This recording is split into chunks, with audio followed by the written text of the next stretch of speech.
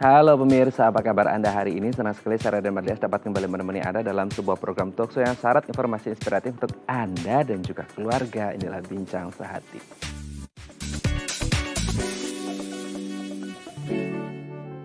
Ya pemirsa, saat ini pandemi COVID-19 masih terjadi di seluruh dunia termasuk juga Indonesia. Memang salah satu hal yang harus kita tingkatkan selama pandemi ini adalah meningkatkan imunitas tubuh kita supaya kita tidak terpapar COVID-19. Tapi pertanyaannya gimana bagi mereka yang mengalami gangguan imunodefisiensi? Nah inilah topik yang akan kita bahas hari ini. Nah kalau kita ngomongin tentang imunitas gitu ya, imunitas itu kan tidak hanya dari sisi fisiologis atau fisik atau medis kita seperti itu. Tapi juga kita harus ngomongin tentang imunitas secara psikologi, terutama di tempat kerja. Karena kan pasti ada tekanan kerja, stres kerja, konflik, dan lain sebagainya yang membuat imunitas kita bisa menurun. Nah, kita akan membahas terlebih dahulu beberapa imunitas dari sisi psikologi. Kita lihat yang pertama ya, terutama untuk di tempat kerja.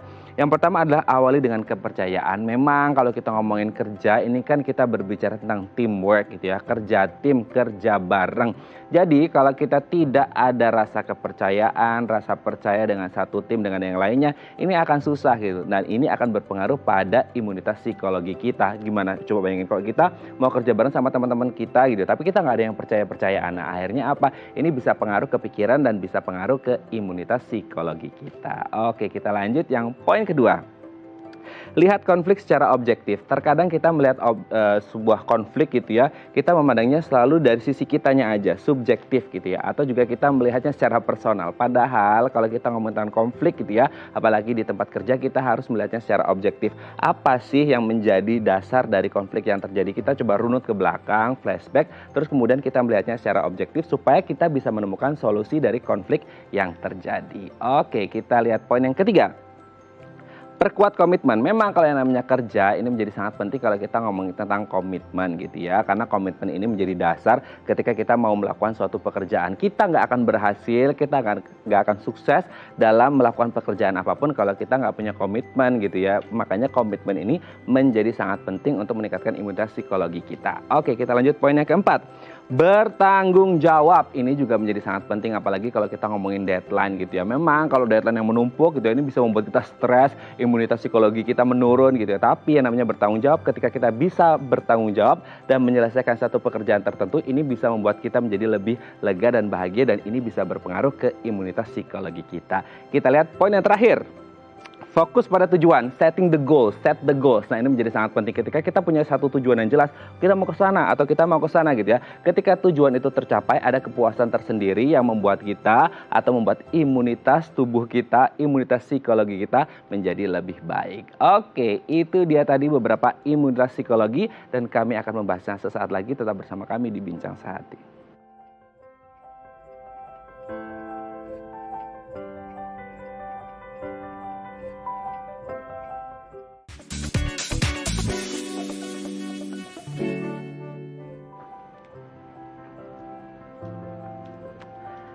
Baik, Anda masih bersama kami di Bincang Sehati. Tadi di segmen sebelumnya kita sudah membahas beberapa imunitas psikologi di tempat kerja gitu ya, untuk mendukung supaya imunitas tubuh kita tetap terjaga dengan baik selama masa pandemi ini. Nah untuk membahasnya telah tersambung bersama kami di sambungan Zoom dengan Mbak Ros Patriani Dewi, MPSI psikolog sekaligus dosen psikologi Universitas Mercu Buana Yogyakarta. Assalamualaikum Kak Ros, apa kabar? Waalaikumsalam. Baik, alhamdulillah Mas Raden. Alhamdulillah. Minal aizin wal faizin ya Kak Ros ya. Oke. Kak Ros, hari ini kita akan membahas satu hal yang kalau kita kemarin-kemarin kan sering ngomongin tentang imunitas. Imunitas selalu ngomongin fisiologisnya, makan, olahraga, ya itu juga penting. Tapi kan kita juga harus ngomongin imunitas psikologi, apalagi kalau kita ngomonginnya di tempat kerja. Banyak dari kita ya kan yang sekarang ya sudah kembali WFO ataupun yang WFH juga ternyata konfliknya nggak lebih mudah daripada WFO gitu kan. WFH itu justru konfliknya bisa lebih banyak banget karena kita akhirnya ada communication barrier ya, ada batasan-batasan komunikasi yang membuat kita biasanya one on one, face to face, sekarang harus via virtual yang kadang-kadang ada miss-nya seperti itu. Nah, gimana sih caranya untuk meningkatkan imunitas psikologi di tempat kerja supaya tidak terjadi konflik, tidak terjadi clash? Ya clash sama konflik sama di tempat kerja pasti ada, tapi untuk meminimalkannya dan bisa berpengaruh berpengaruh ke imunitas psikologi kita akan bahas. Yang pertama adalah awali dengan kepercayaan. Seberapa penting sebenarnya nilai atau value dari kepercayaan dalam tempat kerja gini, Mbak Karos? Oke, terima kasih. Jadi kalau misalnya kita bicara pandemi ini kan masih jadi trending topik nih ya Mas ya, di mana-mana. Pandemi COVID-19 ini kan sudah 1 tahun lebih ya menyebar di seluruh dunia, bahkan di Indonesia. Dan sudah banyak makan korban jiwa dan sudah bermutasi nih katanya sekarang. Nah, sehingga kita harus meningkatkan imunitas ya, karena kan memang dari kasus-kasus yang ada, orang-orang dengan imunitas yang rendah yang gampang terserang atau terjangkiti virus. Salah satu cara untuk meningkatkan imunitas kita adalah dengan meningkatkan imunitas psikologi seperti yang tadi Mas Raden sampaikan ya, karena kondisi fisik dan kondisi psikis itu kan saling mempengaruhi. Kalau kita memiliki kondisi fisik yang bagus tapi ternyata kita gampang takut, gampang cemas gitu ya, gampang stres, nah itu kan akan menurunkan daya tahan tubuh kita. Nah, kalau kita bicara di tempat kerja ya kita memang tetap harus dituntut untuk produktif ya di era pandemi ini, dan ini tidak mudah sebenarnya ya. Nah, sebenarnya walaupun pekerjaan bisa dilakukan dari mana saja, dari rumah, dan sekarang mungkin sudah banyak yang WFO, tapi ternyata tantangannya juga cukup banyak gitu ya. Tadi seperti yang disampaikan, di rumah kita harus bisa mengatur ya situasinya, mengelola situasinya, supaya ada batasan tuh antara personal gitu ya, kehidupan personal kita dengan kehidupan atau pekerjaan kita, dan supaya tercipta tadi work-life balance. Dan ternyata banyak distraksi-distraksi yang muncul dan konflik-konflik juga yang mungkin nanti akan membuat kita stres juga atau kewalahan gitu ya. Karena kan kita harus tetap produktif, kita harus berkoordinasi, makanya namanya nanti jadi virtual team ya. Namanya sudah virtual sekarang ya. Dan ini memang butuh challenge juga ya bagi kita untuk berkoordinasi, berkomunikasi dengan baik walaupun secara online. Nah, di sini dukungan dari manajemen itu sangat penting ya Mas, untuk menciptakan lingkungan kerja yang kondusif, yang nyaman, sehingga tidak mudah ada friksi-friksi atau stres di tempat kerja. Karena stres itu ya pasti tidak bisa kita hindari, pasti akan selalu ada ya. Betul. Dan ini harus dikelola sebaik mungkin. Nah, supaya imunitas psikologi kita juga terjaga. Nah, tadi Mas Raden menyampaikan bahwa fun fact yang pertama adalah awali dengan trust gitu ya, kepercayaan. Ya, itu adalah fondasi yang sangat kuat dalam suatu tim. Kalau kita bicara tentang tim, pasti kita bicara tentang team building. Ya, team building sendiri ada 4 tahapan nih Mas. Yang pertama ada tahapan forming, ya, bagaimana kita saling mengenal satu sama lain, ya, penjajakan, gitu. Kemudian yang kedua adalah tahapan storming. Nah, kalau kita sudah saling mengenal satu sama lain kan biasanya timbul percikan-percikan gitu ya Mas. Betul. Ya, konflik sedikit gitu ya. Dan itu bisa menghambat produktivitas. Nah, supaya produktivitas tetap terjaga, kemudian juga imunitas kita tetap terjaga di tempat kerja, yaitu harus dibuat rule atau aturan-aturan atau norma-norma. Nah, itu namanya tahapan kedua, yaitu tahapan norming. Ya, setelah tahapan norming, kemudian tadi yang storming ya. Dari forming kemudian muncul badai, kemudian diaturlah dengan norma-norma, ada tahapan norming. Dan yang harus kita achieve adalah di tahapan yang paling akhir, yaitu bagaimana tim itu bisa perform. Nah, makanya dari awal pembentukan tim itu harus ada trust. Di sini leader juga harus bisa membangun trust ya untuk mengelola timnya, supaya mereka bisa saling berinteraksi secara terbuka, berkomunikasi ya, kemudian bisa bekerja sama secara efektif ya, sehingga hasilnya pun bisa capai gitu ya. Goalsnya pasti akan ada kan, nah itu harus dicapai. Nah, salah satunya supaya kondusif tadi, sehingga tercipta imunitas psikologi di tempat kerja. Oke, berarti building the trust itu menjadi sangat penting, apalagi kalau kita sekarang punya virtual team ya. Benar-benar harus percaya banget gitu ya. Oke, kita lanjut poin yang kedua nih Kak Ras. Lihat konflik secara objektif. Sering dari kita akhirnya melihat konflik yang terjadi. Ya kalau ngomongin konflik pasti ada terus ya.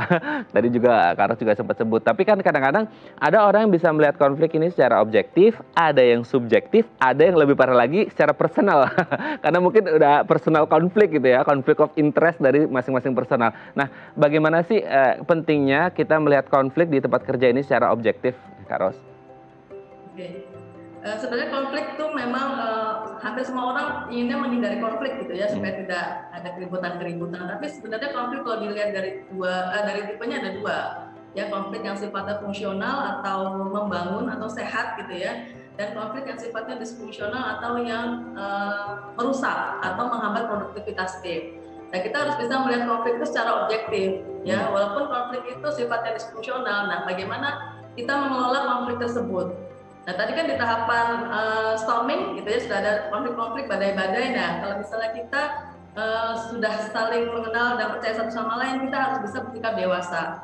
Karena konflik itu kan mendewasakan kita, gitu ya. Nah, di sini kita harus bisa melihat konflik secara objektif, gitu ya, untuk kemajuan tim, ya. Kemudian menggunakan pendekatan atau strategi untuk mengelola konflik dengan baik. Jadi intinya, ya kita harus bisa mengekspresikan apa yang kita rasakan dengan efektif, gitu ya. Jangan memendam, karena konflik itu kalau dipendam akan menjadi bom waktu. Ya, jadi menghindari konflik atau tidak, jangan melulu menghindari perdebatan, gitu ya, karena kan konflik bisa jadi karena ada salah paham. Tapi kita berusaha untuk bersikap dewasa tadi, bagaimana mengelola konflik dengan baik dan melihatnya secara objektif. Oke, kalau konflik dilihatnya sebagai hal yang negatif, otomatis bisa menguras energi kita, bikin kita stres yang akhirnya bisa berpengaruh pada imunitas psikologi kita gitu ya Mbak ya. Dan kalau kita melihat konflik ini secara benar, secara baik, secara objektif dan dikatakan ini sebagai challenge untuk stepping stone-nya gitu. Nah, ini akan menjadi hal yang positif dan ini bisa memperbaiki imunitas psikologi kita di tempat kerja dan pastinya imunitas tubuh secara umum. Ini baik sekali. Bagaimana cara atau sudut pandang kita melihat sebuah konflik gitu ya. Oke, yang selanjutnya adalah perkuat komitmen. Nah, seberapa besar sebenarnya ketika kita bisa memperkuat komitmen, ini bisa berpengaruh pada imunitas psikologi terutama di tempat kerja nih, Kak Ros. Oke. Jadi dalam setiap tim pasti ada proses pengambilan keputusan, gitu ya. Nah, tim yang baik adalah tim yang memiliki kohesivitas yang tinggi. Jadi semua anggota tim sama-sama duduk gitu ya, kemudian sama-sama mengeluarkan idenya melalui brainstorming, diskusi untuk menyelesaikan masalah dan mengambil keputusan bersama. Nah, jika keputusan itu dilakukan secara sepihak oleh anggota-anggota tertentu saja yang mungkin memiliki power gitu ya, nah itu akan membuat tim lain yang tidak dilibatkan akan turun komitmennya gitu ya, sehingga mereka bisa jadi tidak merasa memiliki tim tersebut, jadi sense of belonging-nya menjadi menurun juga gitu ya.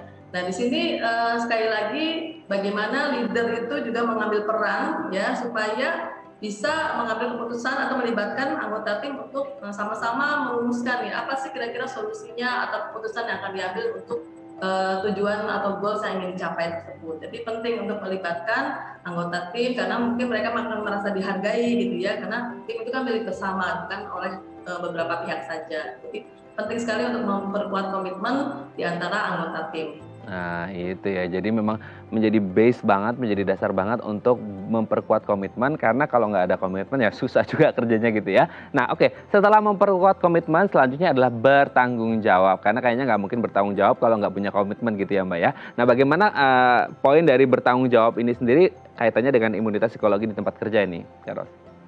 Ya, oke. Nah kembali ke tadi, kalau misalnya ada anggota tim yang kurang komitmennya, itu akan berakibat mereka akan menghindari tanggung jawab. Betul. Ya, masing-masing anggota tim memiliki tanggung jawab masing-masing ya untuk menyelesaikan pekerjaannya. Tapi juga tetap harus mengedepankan kolaborasi. Karena tim itu kan iklimnya harusnya kolaboratif ya, bukan kompetitif. Ya, kita harus saling bekerja sama, bukan sama-sama bekerja. Ya itu pasti beda ya, bekerja sama dengan sama-sama bekerja. Nah, dari sini sekali lagi juga peran dari leader atau koordinator harus bisa memantau sampai sejauh mana sih masing-masing anggota tim sudah melaksanakan tanggung jawabnya, tapi juga tetap aware gitu dengan sekelilingnya. Jadi tetap peduli terhadap anggota tim yang lain ya yang memerlukan bantuan, karena kan tujuannya sama-sama ingin mencapai goals ya. Jadi jangan hanya peduli pada kewajibannya sendiri, tapi juga tetap peduli terhadap anggota tim yang lain. Jadi ini akan tercipta iklim yang kondusif ya di dalam tim, sehingga juga dapat menciptakan imunitas psikologi pasti. Wah, ini sangat luar biasa. Ada dua hal yang menarik nih dari Kak Ros yang baru saja disebutkan. Kita harus kolaboratif, bukan kompetitif. Karena kita tim, bukan lawan gitu ya. Dan kita harus bekerja sama, bukan sama-sama bekerja. Ini kata-kata yang bagus dari Kak Ros pagi ini. Luar biasa. Oke, kita lanjut poin yang terakhir nih Kak Ros ya. Fokus pada tujuan. Ini memang menjadi sangat penting gitu ya. Fokus pada tujuan ini seperti apa Kak Ros? Ya seperti sudah disampaikan, sebenarnya semua tim pasti memiliki goals ya, atau tim goal, atau target, atau sasaran gitu ya, atau sasaran kinerja. Nah ini goals-nya harus dikomunikasikan oleh leader kepada semua anggota tim ya secara transparan. Kadang-kadang anggota tim itu bingung gitu ya, saya bekerja gitu ya, asal bekerja aja tapi saya nggak tahu goals-nya apa sih ya. Dan ini harus dikomunikasikan secara berkala, secara terus-menerus oleh pimpinan atau leader ya. Kemudian pencapaiannya, progresnya sejauh apa sih? Nah itu juga harus dikomunikasikan sehingga masing-masing tahu nih bagaimana mengejar ketertinggalan atau mengevaluasi gitu ya, sehingga dapat segera mengejar ketertinggalan tersebut gitu ya. Jadi kita fokus pada result ya, karena sebenarnya tim itu kan together we achieve more ya. Beda dengan tim, beda dengan bekerja individual. Pasti kalau bekerja secara tim kita akan mencapai yang lebih banyak lagi gitu ya. Jadi intinya target yang akan kita kejar, yang akan kita achieve itu bisa lebih efektif gitu ya dengan dilakukan secara bersama-sama. Dan tadi berarti kan iklimnya sudah tercipta dengan sangat baik gitu ya, kondusif, membuat anggota timnya semangat, antusias. Nah itu pasti akan meningkatkan imunitas psikologi juga di tempat kerja. Oke, berarti menjadi sangat penting untuk kita memperhatikan poin-poin tadi yang sudah disebutkan oleh Kak Ros supaya kerjanya juga maksimal, imunitas psikologinya juga tercapai sehingga akhirnya imunitas dari fisiologis dan psikologis tercapai dan kita sehat terus lahir batin gitu ya. Fisik dan mental kita sehat, apalagi di masa pandemi harus disupport dari imunitas tubuh dan imunitas psikologis kita. Terima kasih Kak Ros sudah berbagi bersama kami pagi hari ini. Sehat-sehat terus dan salam untuk keluarga di rumah yang ada di Yogyakarta ya. Terima kasih Kak Ros. Selamat pagi. Assalamualaikum. Waalaikumsalam warahmatullahi wabarakatuh. Baik, pemirsa, selanjutnya kita akan membahas tema kita hari ini. Bagi Anda yang memiliki pertanyaan, Anda bisa menghubungi kami di nomor 021 290 3244 atau DM Instagram kami di @bincangsahat.tv. Kami akan segera kembali.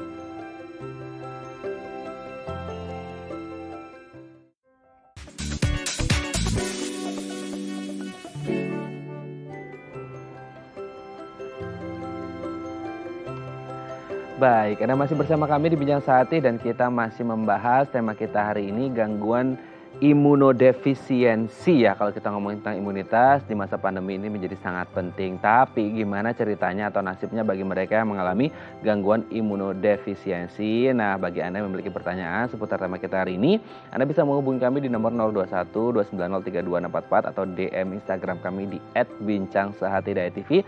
Nah, untuk membahasnya telah tersambung bersama kami di sambungan Zoom dengan Dr. Tri Haryati Paramita SPPD, spesialis penyakit dalam dari Rumah Sakit IMC Tangerang. Selamat pagi Dr. Tri, apa kabar? Selamat pagi Pak, kabar baik. Oke, Dok, hari ini kita akan membahas kalau ngomongin pandemi memang tidak ada selesainya gitu ya Dok ya. Tapi kita doakan semoga pandemi ini segera usai gitu ya Dok ya. Amin gitu ya. Nah, kalau selama pandemi kan memang yang selalu digaungkan, yang sangat populer banget gitu adalah bagaimana cara kita meningkatkan imunitas tubuh kita. Ya entah itu makan, kemudian olahraga, ya dan lain sebagainya seperti itu. Nah, pertanyaannya untuk kita-kita yang tidak memiliki gangguan imunodefisiensi menjadi mudah untuk meningkatkan imunitas. Tapi gimana ceritanya bagi mereka yang mengalami gangguan imunodefisiensi? Ini yang menjadi permasalahan gitu ya Dok ya. Nah, sebelum membahas apa itu gangguan imunodefisiensi, kita akan membahas dulu flashback dulu Dok. Sebenarnya imun ini apa, sistem imunitas tubuh ini apa, dan jenis-jenisnya apa aja Dok?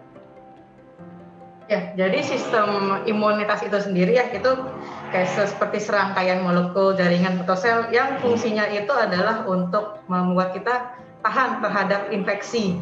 Nah, jadi imunitas itu sebenarnya umum dia ada dua macam. Jadi ada yang adaptif, kemudian ada yang alamiah. Alamiah itu misalkan kita kayak kulit, lalu di saluran pernapasan itu sudah ada perlindungannya tersendiri. Di saluran pencernaan itu juga udah ada perlindungannya. Kemudian kalau yang adaptif itu misalkan yang penyesuaian, jadi misalkan yang disebut dengan sel T, sel B, nah itu adalah imunitas yang didapat seperti itu. Oke, berarti memang adaptif dan alami gitu ya Dok ya. Nah, pertanyaannya kemudian di dalam tubuh kita atau organ-organ tubuh kita ada nggak sih Dok, maksudnya yang bagian-bagian khusus yang mereka ini termasuk dalam sistem imunitas tubuh kita Dok? Jadi secara garis besar memang tadi imunitas itu kan dibagi jadi dua ya, yang ada yang tidak alami, yang memang sudah ada dalam tubuh, istilahnya bentengnya udah ada sejak dulu, yang dari saluran pernafasan, pencernaan. Nah itu secara garis besar setiap orang hampir sama. selalu ada setiap itu. Jadi bentengnya itu sudah ada masing-masing. Nah, tergantung dari tiap orang ini apakah dia ada faktor-faktor yang mengganggu untuk pembentukannya atau tidak. Oke. Nah, kemudian kalau kita berbicara dengan kan tolong dikoreksi ini dok kalau udah salah ya. Kan sering orang ngomong imunitas, sistem imunitas ini sebenarnya beda atau sama aja sih dok sebenarnya? Ya, sebenarnya sistem imun itu seperti rangkaiannya gitu, seperti rangkaian jaringan atau sel-selnya. Nah, imunitas itu adalah satu kesatuannya yang istilahnya timnya yang buat resisten terhadap infeksi. Jadi sebenarnya imunitas itu sama. Jadi sistemnya itu barangnya, imunitas itu dia kayak kesatuannya. Oke, berarti ini menjadi satu satuan imun gitu ya, sistem imunitas tubuh ya. Nah, pertanyaannya adalah kan banyak orang bertanya-tanya dok, ketika kita ngomongin imunitas ya dok ya, kita harus dari asupan yang baik, gitu, asupan yang sehat, bergizi, berprotein dan lain sebagainya. Ada juga olahraga, cukup istirahat dan lain sebagainya ya dok. Nah, sebenarnya bagaimana sih proses hingga akhirnya imunitas di dalam tubuh kita ini terbentuk dok? Ya, yang pertama itu memang kalau misalkan sistem imunitas itu sudah terbentuk saat kita dari kecil itu sudah mulai dibentuk. Jadi istilahnya sejak kita dalam kandungan pun itu istilahnya ada sekolahan untuk imun di dalam tubuh kita sendiri. Jadi dikenalin nih musuh kita yang mana, yang teman kita yang mana, seperti itu. Nah, semakin kita beranjak, nah ini yang alami itu akan mulai terbentuk juga. Jadi misalkan yang seperti dibilang harus jaga makanan, karena memang beberapa makanan itu fungsinya adalah yang juga kita sistem, kita butuh kayak nutrisi buat mempertahankan, bentengnya harus dikuatkan. Nah, itu didapatkan dari nutrisi. Misalkan yang seperti multivitamin, vitamin C, vitamin D, nah itu fungsinya untuk itu. Jadi memang prosesnya itu pertama memang sudah ada dari ini, dari waktu kita kecil, kemudian lama-lama tinggallah kita harus mempertahankannya agar tetap bagus. Nah, itu yang fungsinya untuk olahraga, makanan di situ. Oke. Berarti pertanyaannya kemudian adalah itu kan sistemnya terbentuknya seperti itu. Nah, apakah sistem imunitas dalam tubuh seseorang ini semuanya hampir sama rata atau sebenarnya ini bisa beda-beda sih dok? Ya, kalau secara umum misalnya tadi antara yang alami dengan didapat itu semua orang hampir sama. Yang alami itu seperti kulit, paru-paru itu pernapasan semua sama. Begitu juga yang didapat, yang seperti pertahanan imun sel T dengan sel B. Akan tetapi pada orang-orang yang misalkan dengan gangguan imun seperti imunodefisiensi yang primer, nah dia ada gangguan genetik. Nah, situ ada gangguan dalam pembentukannya. Di mana kebanyakan adalah dia kesulitan dalam membentuk yang si imun yang didapat sehingga tidak bisa menyesuaikan. Tapi secara apabila tidak ada gangguan, maka secara garis besar setiap orang normalis sama. Oke, secara garis besar sama gitu ya dok ya. Nah, pertanyaannya adalah apa sih, ada nggak faktor-faktor risiko yang akhirnya membuat imun atau sistem imunitas seseorang ini bisa terganggu gitu dok, yang akhirnya ya bisa berpengaruh besar pada imunitas si orang ini gitu? Ya, kalau faktor yang mempengaruhi pertama adalah jelas nutrisi ya. Nutrisi, misalkan kondisi sedang malnutrisi itu akan sangat mempengaruhi imunitas. Kemudian umur itu misalkan semakin di bawah di atas 50 tahun, kondisi imunitas akan semakin turun. Kemudian yang ketiga adalah tadi genetik, gangguan genetik terhadap pembentukan sel imunnya itu jika terganggu maka dia akan kekurangan selnya. Lalu kemudian ada infeksi atau penyakit memberat yang lainnya, itu juga bisa mempengaruhi imunitas. Atau misalnya obat-obat dalam terapi obat-obatan itu juga kan bisa ada yang berpengaruh terhadap imunitas. Oke, berarti beberapa faktor ini yang akhirnya berpengaruh pada baik atau tidaknya imunitas dalam tubuh kita. Nah, kalau ngomongin tentang terganggu gitu kan, tadi dokter juga sempat menyebutkan gangguan imunodefisiensi. Sebenarnya ada gangguan apa saja sih kalau kita ngomongin tentang sistem imunitas, dan sesuai dengan tema kita hari ini, salah satunya kan gangguan imunodefisiensi. Ini apa sebenarnya dok? Jadi secara umum gangguan imunitas itu secara garis besar ya itu dibagi jadi dua. Jadi imunnya yang berlebihan atau kita bilang itu sebagai hipersensitif, itu imun respon yang berlebihan melebihi normal. Atau yang kedua adalah imunnya kurang, jadi hilang atau tidak adekuat dalam merespon. Jadi seharusnya responnya normal, dia responnya tidak, jadi lebih rendah, lebih turun. Nah, itu yang kita bilang sebagai kondisi imunodefisiensi. Jadi tidak adekuat respon imunnya. Oke, berarti memang ada yang kelebihan, ada yang kekurangan imunodefisiensi ini gitu ya dok ya, atau tidak adekuat. Nah, kondisinya seperti apa sih orang-orang dengan gangguan imunodefisiensi? Kan kalau kita sebagai orang umum atau orang awam ya dok ya, kalau kita ngelihat imun itu kan selalu dilihatnya orang ini segar atau enggak, sehat atau enggak, bugar atau enggak gitu kan. Berarti kalau orangnya segar, sehat, bugar, ini imunnya bagus. Nah, apakah kemudian orang-orang dengan imunodefisiensi yang notabene adalah kekurangan imun, ini kita bisa lihat secara langsung kayak orangnya lemas, orangnya sayu, nggak pucat atau segala macam. Sebenarnya gejala-gejala atau kondisi yang dirasakan oleh orang-orang dengan gangguan imunodefisiensi ini seperti apa sih dok? Ya, misalkan pada orang-orang yang imunodefisiensi itu kita lihat dia dalam setahun dia sering terkena infeksi. Jadi namanya kan imunodefisiensi. Sedangkan sistem imun itu fungsinya adalah untuk membuat kita kuat terhadap serangan infeksi. Nah, karena dia imunnya turun, ada bentengnya dia kurang kuat, nah dia mudah terkena infeksi. Jadi misalkan dalam setahun dia bisa mengalami infeksi yang berulang, misalkan infeksi kuping, kemudian infeksi kulit, infeksi paru-paru, dan dia sering berulang. Kemudian dia misalkan minum obat anti infeksi seperti antibiotik, itu ada beberapa yang dia tidak berespon dengan baik sehingga harus pakai antibiotik yang lebih kuat atau bahkan sampai berulang untuk masuk antibiotik yang lewat suntikan. Nah, itu kita harus juga apakah jangan-jangan apa ini dia mengalami kondisi yang imunodefisiensi karena dia menjadi sering infeksi seperti itu. Oke.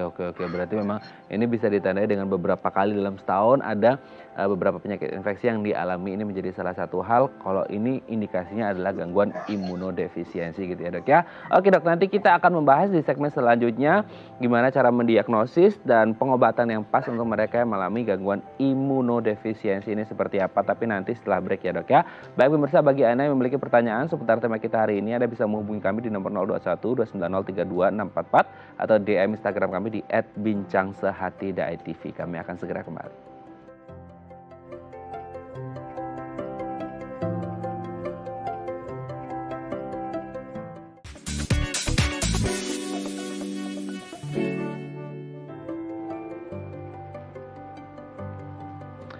Baik, Anda masih bersama kami di Bincang Sehati dan kita masih membahas tema kita hari ini, gangguan imunodefisiensi. Bagi Anda yang memiliki pertanyaan seputar tema kita hari ini, Anda bisa menghubungi kami di nomor 021 290 32644 atau DM Instagram kami di @bincang_sehati.tv. Masih bersama dengan Dr. Tri Haryati Paramita SPPD, spesialis penyakit dalam dari Rumah Sakit IMC Tangerang. Dr. Tri, kita lanjut lagi ya dok ya. Dok, kalau tadi kan di segmen sebelumnya orang-orang dengan gangguan imunodefisiensi ini bisa dilihat ketika dalam beberapa kali dalam setahun mereka mengalami penyakit infeksi seperti itu dok. Tapi kalau maksudnya secara khusus ke orangnya ini sendiri gitu dok, ini sama atau berbeda-beda kondisinya? Apa mereka bisa merasakan secara langsung atau orang-orang di sekitar bisa merasakan secara langsung bahwa oh ini orang mengalami imunodefisiensi gitu, atau orang tersebut sendiri merasakan bahwasanya oh ini gejala yang khas yang pasti dirasakan oleh semua yang mengalami gangguan imunodefisiensi gitu. Gejala yang bisa dialami ya, kok ini selain yang tadi sering infeksi, infeksinya pun antara infeksi telinga, infeksi paru-paru, infeksi kulit. Nah, kadang juga dia bisa dilihat kok lidahnya sering muncul putih-putih kayak bercak-bercak putih di lidah yang tebal. Nah, itu mungkin salah satu tanda, misalkan bercak-bercak putih, meskipun sudah banyak makan bagus, semuanya bagus, tapi kok nggak hilang-hilang. Nah, itu kita juga harus pikirkan itu ini salah tanda ini imunodefisiensi atau bukan. Atau misalkan dia kalau infeksi sakit biasanya minum antibiotik kok nggak sembuh-sembuh, padahal yang lainnya dia pakai antibiotik ini dikasih itu bisa cepat baik, cepat sembuh. Nah, ini dia minum antibiotik 1 sampai 2 macam, itu beberapa macam kok nggak hilang-hilang, sampai akhirnya harus disuntik antibiotik sendiri. Nah, itu juga harus dipikirkan, jangan-jangan ini kondisi imunodefisiensi. Oke, berarti ini beberapa kondisi yang dicurigai atau lebih mengarah kepada gangguan imunodefisiensi gitu ya dok ya. Nah, kalau imunodefisiensi ini sendiri kan sebenarnya ini satu jenis penyakit yang dia sifatnya akut atau kronis tuh. Maksudnya kayak ya apakah ini akan berlanjut dalam waktu yang lama atau tiba-tiba muncul karena satu dan lain hal faktor risiko yang muncul atau seperti apa sih dok? Nah, Jadi imunodefisiensi itu secara umum itu juga ada bagi menjadi dua macam. Oke. Jadi yang pertama imunodefisiensi primer. Nah ini yang tadi disebutkan bahwa dia karena ada kelainan genetik. Jadi sejak awal pun memang dia sel imunnya sudah kurang. Nah itu biasanya dia mulai dari kecil gampang, misalkan masih saat anak mudah sakit itu. Tapi kebanyakan adalah itu baru ketahui saat udah mulai beranjak dewasa, kok gampang sakit, nggak sembuh-sembuh seperti itu. Nah, lalu yang kedua adalah imunodefisiensi sekunder. Nah, ini yang disebabkan karena hal lain yang tadi, misalkan ada kondisi infeksi, atau misalnya ada dalam terapi obat-obatan, atau kekurangan nutrisi, atau yang mungkin kita tahu ada penyakit acquired immunodeficiency syndrome, itu juga termasuk yang sekunder. Jadi karena ada kausa infeksi lainnya yang itu menyebabkan imunodefisiensi. Nah, jadi apabila ini apakah akut atau kronis, kita harus melihat dia masuk yang mana. Apakah masuk yang primer? Kalau yang masuk yang primer artinya memang karena kelainan genetik, mungkin dia harus long term, mungkin agak lama untuk pengobatannya. Tapi apabila dia masuk yang dalam yang sekunderi, nah ini tergantung kausa utamanya apa. Kalau misalkan kausanya karena infeksi, harus kita obatin infeksinya. Kalau misalkan kausanya karena obat-obatan, mungkin kita harus lihat nih obat apa yang dipakai. Seperti itu. Jadi tergantung kausa penyebabnya.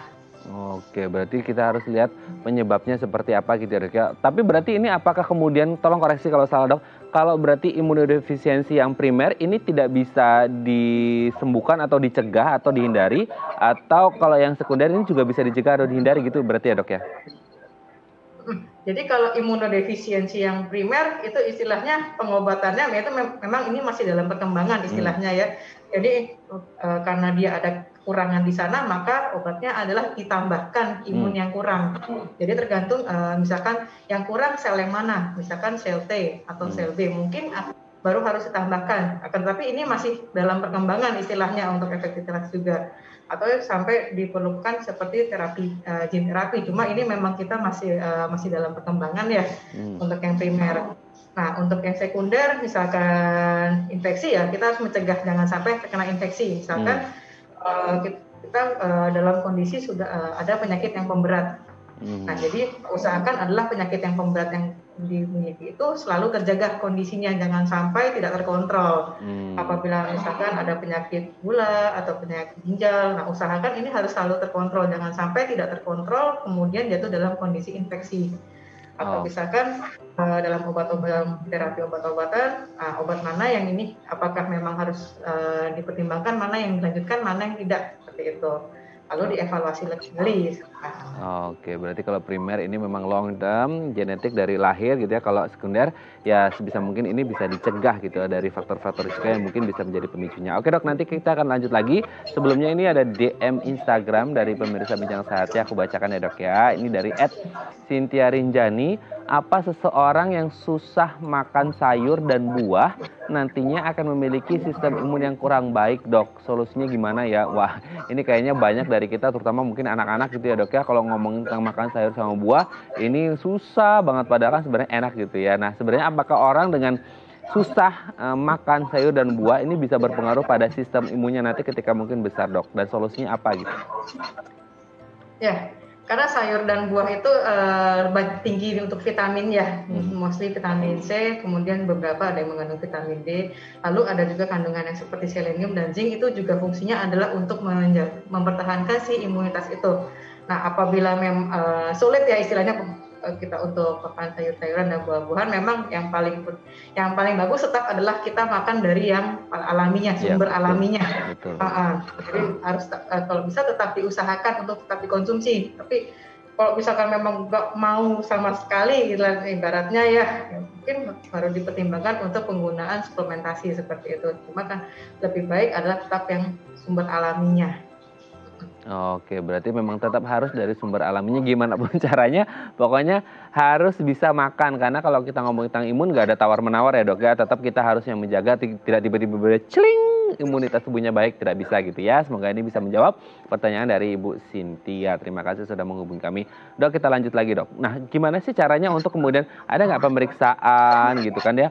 Semisal mungkin kayak medical check up atau untuk mendiagnosis bahwa seseorang ini mengalami imunodefisiensi gitu. Apa sih treatment atau tindakan yang dilakukan untuk mendiagnosis bahwa orang ini mengalami imunodefisiensi dan tidak gitu?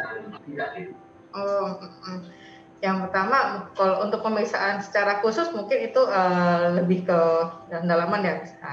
Tapi misalkan tadi sudah ada gejala-gejala yang sudah disebutkan seperti sebelumnya. Nah, misalnya akan dilakukan pemeriksaan lab darah, yaitu pemeriksaan seperti darah lengkap. Jadi darah lengkap itu kita mau melihat ini sel darah putihnya seberapa banyak. Kemudian dari sel darah putih ini tiap sel darah putih akan dilihat itu komponen mana yang turun, mana yang rendah, mana yang naik.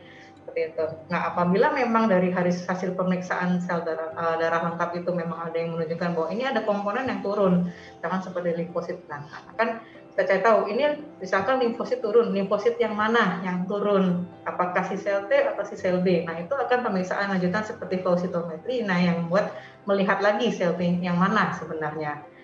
Tapi biasanya yang akan dilakukan pertama adalah seperti pemeriksaan sel darah lengkap itu.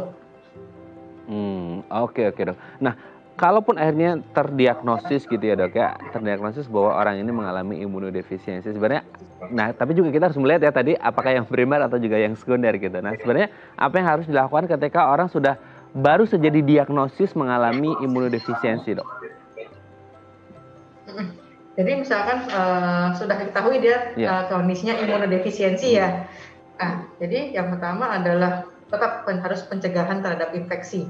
Artinya jaga higienitas, jaga pola makan, jaga kesehatan, tetap usahakan olahraga. Kemudian misalkan dia memerlukan terapi seperti yang karena sekunder. Nah, usahakan itu tetap diteruskan untuk terapinya. Yang untuk penyakit penyertanya juga itu harus dikendalikan untuk pencegahannya. Jadi pencegahan infeksi yang kita harus utamakan. Jangan sampai infeksi. Berarti memang harus ada terapi-terapi khusus terutama untuk yang imunodefisiensi yang sekunder gitu ya dok ya, pencegahan bagaimana tidak terkena penyakit infeksi.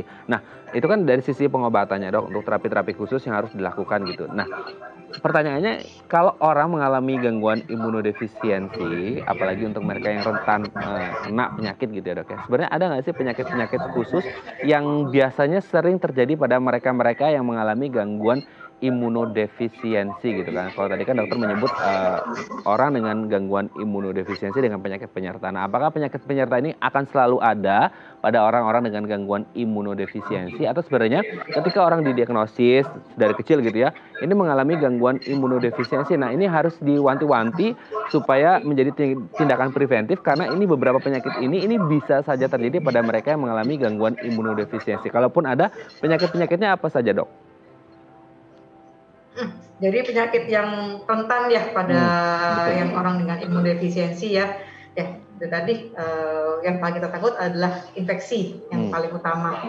Jadi infeksinya tadi infeksi telinga, kemudian infeksi kulit atau infeksi rongga mulut seperti itu.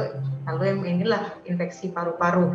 Jadi infeksi yang paling rentan dialami karena bentengnya lagi belum kuat, benteng untuk pertahanan. Nah, jadi infeksi yang akan kita paling takuti seperti itu, yang paling rentan untuk dialami. Oke, berarti penyakit yang paling sering terjadi, yang paling harus diwaspadai adalah yang infeksi-infeksi gitu ya dok ya. Nah, pertanyaannya ketika, kalau kita nggak ngomongin yang primer dok, kalau primer kan memang sudah born that way ya, maksudnya lahir dengan kondisi seperti itu gitu. Tapi kalau yang sekunder ini sebenarnya, kalau yang primer kan long term, kalau yang sekunder ini sebenarnya masih bisa diatasi nggak sih dok? Masih bisa sembuh secara total gitu dengan pengobatan atau treatment atau terapi khusus dan akhirnya bisa sembuh total 100%, atau sebenarnya hanya bisa dikontrol saja, so kapan-kapan ini bisa rekurensi lagi, bisa muncul lagi gara-gara mungkin ada faktor pemicunya seperti infeksi-infeksi yang datang dari sekeliling kita gitu dok?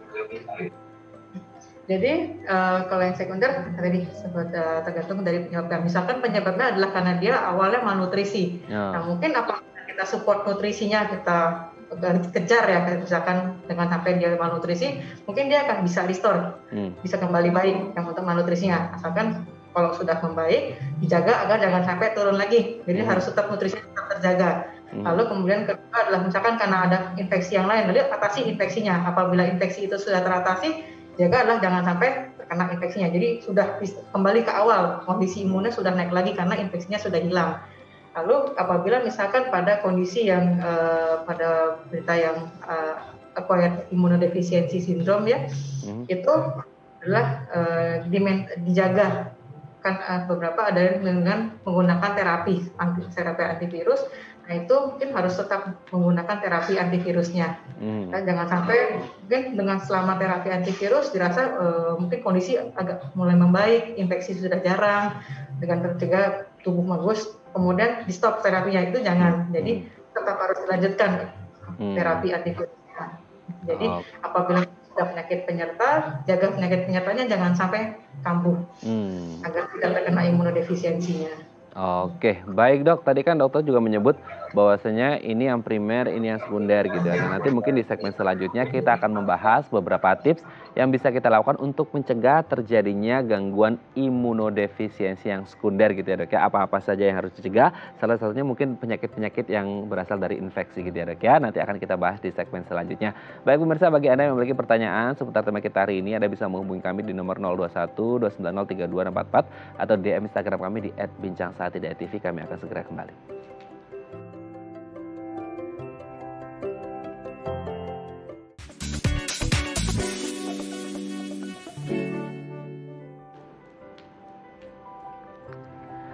Baik, Anda masih bersama kami di Bincang Sate dan kita masih membahas tema kita hari ini gangguan imunodefisiensi. Nah, di segmen terakhir ini kita masih bersama dengan Dr. Tri Haryati Paramita SPPD, spesialis penyakit dalam dari Rumah Sakit IMC Tangerang. Dok, kita akan membahas beberapa cara yang bisa kita lakukan untuk mencegah terjadinya gangguan imunodefisiensi sekunder ya dok ya. Yang pertama adalah cegah atau lindungi diri dari AIDS. Nah, dari AIDS ini sendiri kan kalau kita ngomongin tadi kan dokter selalu menyebut tentang penyakit infeksi, berarti menjadi sangat penting bagi kita untuk mencegah atau melindungi diri dari yang namanya AIDS ya dok ya? Ya betul.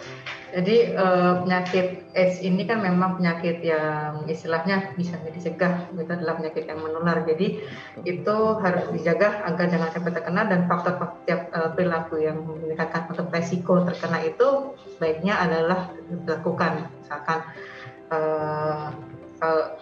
cegahannya itu. Oke, berarti orang dengan orang dengan gangguan imunodefisiensi ini rentan mengalami atau terkena infeksi AIDS atau sebaliknya sebenarnya dok? Ya, jadi AIDS sendiri itu adalah salah satu penyakit imunodefisiensi. Oh, oke. Jadi termasuk kausa dari penyakit imunodefisiensi yang sekunder. Nah, istilahnya apakah orang yang sudah terkena imunodefisiensi itu akan gampang terkena AIDS? Nah, itu adalah dua hal yang berbeda istilahnya. Apabila orang yang dengan imunodefisiensi ini menjaga agar tidak sampai terkena, karena perilaku AIDS itu adalah penyakit yang menular yang dapat dikeluarkan melalui seperti jarum suntik atau komponen darah seperti itu ya. Apabila dia bisa menjaga agar tidak sampai terkena itu, mungkin dia tidak akan terkena AIDS. Yang penting adalah dijaga untuk perilaku resikonya. Jadi AIDS itu orang imunodefisiensi pasti gampang kena AIDS itu belum tentu, itu bisa dicegah sampai terkena. Oke, belum tentu seperti itu gitu ya dok ya, apakah kemudian selalu terkena AIDS seperti itu. Nah oke, kita lanjut yang poin kedua dok, cukup istirahat. Nah istirahat ini juga kan kalau ngomongin tentang imunitas memang istirahat menjadi sangat penting. Nah apakah dengan cukup istirahat, kalau kita sekarang pandemi ya dok ya, ini kayaknya WFA kayaknya istirahatnya bukan, kerjanya bukan 9 to 5 lagi, kayak 9 to 9 bahkan mungkin lebih gitu ya dok ya.